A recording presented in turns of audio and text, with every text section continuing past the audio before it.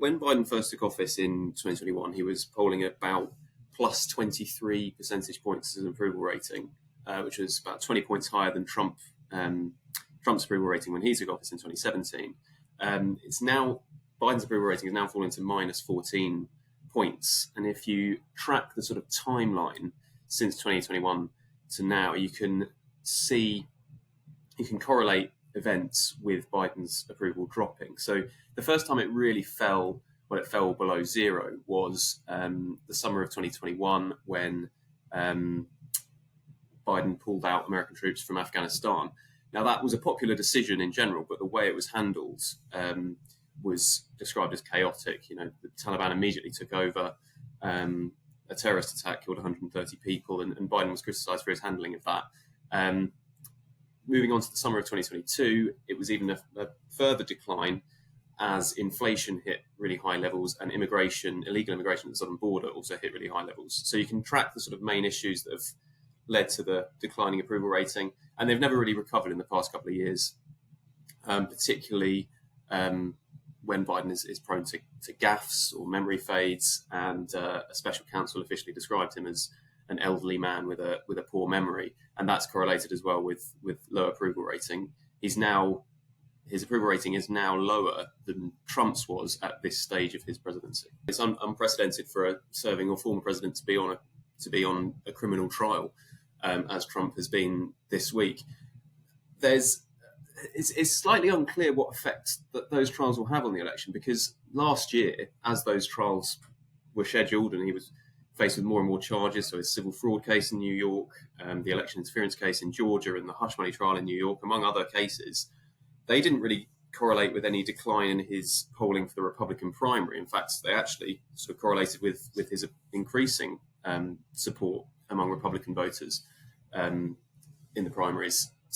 But the problem is, if he's convicted of a crime, the polling suggests that might change voters' minds. I think there was a poll done by Reuters recently that half of independent voters and a quarter of Republican voters say that they wouldn't vote for him if he's convicted. So it's slightly too early to tell exactly what impact his legal cases will have. The main impact they're having at the moment is actually financial, and that plays into how the election will go, because Trump's having to spend a lot of his money dealing with these cases as opposed to spending money and putting resources into campaigning in the swing states. He's had to turn up every day to this court in New York when he would probably rather be out campaigning in the swing states of Arizona or Nevada or other states that could help him win the election. It's important to note in American elections, it's not just who wins the most votes across the country that wins the election. It's done by the Electoral College. Each state has a certain number of votes that's proportional to their population. And in 42 of the 50 states, you can basically predict now who's going to win those states. They're pretty safe, either Democratic or Republican.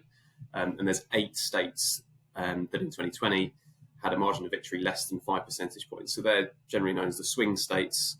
And in those 8, which include like Arizona, Nevada, Florida, Georgia, Wisconsin, Michigan, Biden won 6 of those 8 in 2020. The polling now suggests that if the election were held tomorrow, Trump would win at least 7 out of those 8.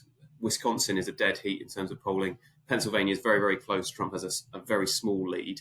But in the other 6 swing states, Trump is ahead by at least 2.5 percentage points. So that suggests that Biden's in real trouble. And a lot can change between now and November the 5th when the election's held, but it's not looking good for Biden at the present time. Financially, in terms of the election, Biden is at a real advantage at the moment. So he raised more money than Trump did in March. And in terms of the cash in hand for either candidate, Biden's got about $190 million. Trump's got about $90 million. And that campaign finance is really important for those swing states and making sure that the candidates have a lot of sort of advertising on television or on social media to try and swing voters one way or the other, or more importantly, actually get their voters to turn out for the election, to energize them to want to go out and vote for their candidate. It's looking likely that the 2024 election will be the most expensive in history. I think 2020 was, and 2016 was before that. Elections are only getting more expensive.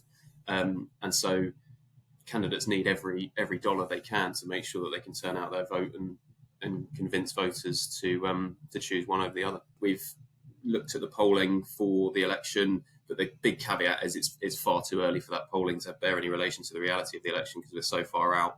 It's an interesting question of Biden campaigning because it's important to remember in 2020, obviously it was the COVID election, and it wasn't really possible for him to go out and campaign. So it's quite difficult to sort of evaluate how much campaigning he's doing compared to 2020 and how that can affect things. He is out in Florida this week trying to make abortion, the women's right to an abortion, a key campaign issue, and that's going to play an important role in the election. But actually, when we're talking about campaigning, elections aren't always won or lost on how much a candidate campaigns. A lot of it's to do with the economy and how the economy is doing. Now, the American economy at the moment isn't in recession. It's not a disastrous economy, but the perception and the reality aren't quite lining up at the moment. A lot of voters think that the Biden administration is mishandling the economy and that Trump would do a much better job. And no matter how much campaigning a candidate does, that perception is very hard to shift. A lot of people in a presidential election year kind of focus on who gets the presidency and forget that Congress is facing elections as well. So the whole of the House of Representatives and 1/3 of the Senate is up for re-election.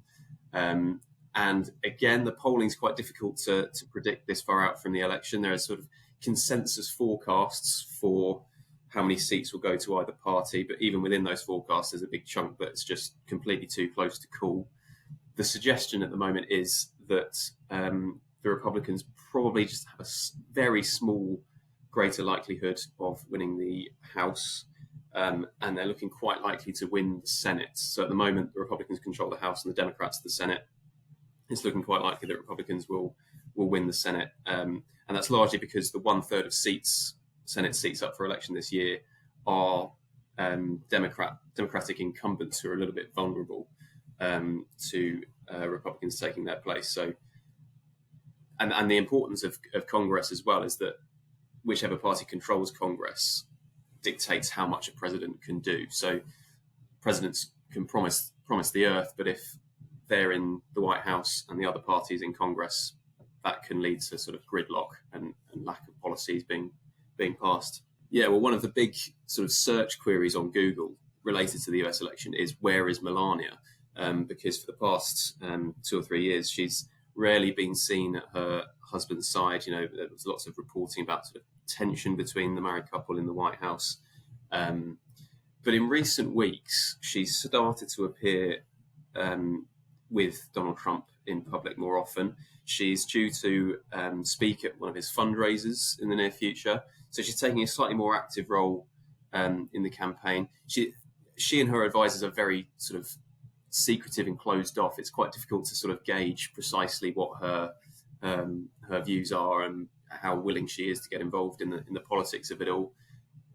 The importance for Trump of having Melania appear alongside him is that it reinforces this image of his sort of cohesive family, which is important to any candidate. In terms of Melania specifically, she's not a hugely popular figure. She was a uniquely unpopular first lady when Trump was in office.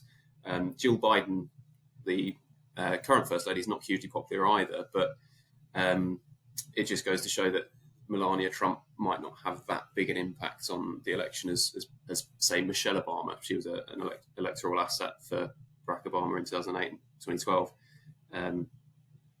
But that search query, where is Melania, we're starting to get more of an answer now. She's appearing on the campaign trail with her husband.